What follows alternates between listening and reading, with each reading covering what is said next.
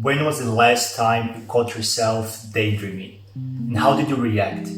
This can actually say quite a lot about yourself. Bernardo here, and this week let's explore the perks of diffuse thinking. If you are anything like myself, every time you find yourself slacking or doing something else, not really being productive, you feel guilty. You want to optimize your time, always be busy, always looking forward to finding a new problem to solve. And that's a very common attitude towards work, or even life in general, our relationships, the way we catch up with friends and things we do when we have a day off. And that's completely understandable. We've been through a factory-based model of education and work, and our life definitely reflects that. Every single second is precious and we should use it. We should always optimize for return. We should always use our time wisely. In other words, we should always be productive. However, although this sentiment can be noble, the actions are quite fruitless. Mind-wandering, in fact, can yield massive returns.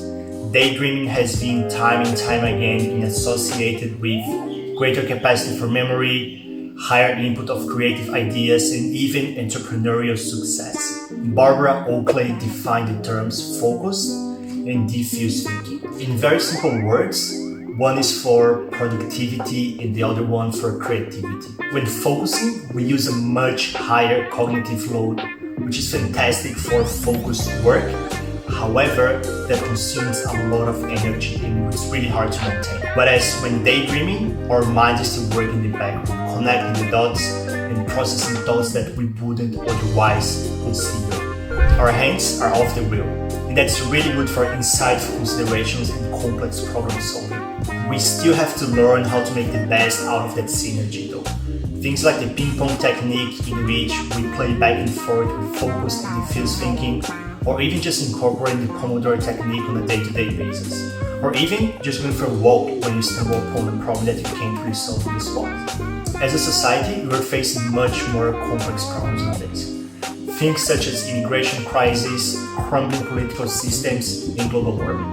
To tackle such complex problems, we need holistic solutions. And to achieve such solutions, we have to learn how to play back and forth with different ways of processing information. So the next time you hit a wall when trying to solve a complex problem, just take a break, go out for a walk and do something different.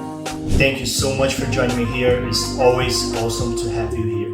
Let me know down here in the comments if you've ever faced a situation in which daydreaming helped you solve a problem. If you are on YouTube, make sure to subscribe. If you are on any newsfeed like LinkedIn or Instagram, just make sure to follow the hashtag with the profile down here. And as always, see you next week.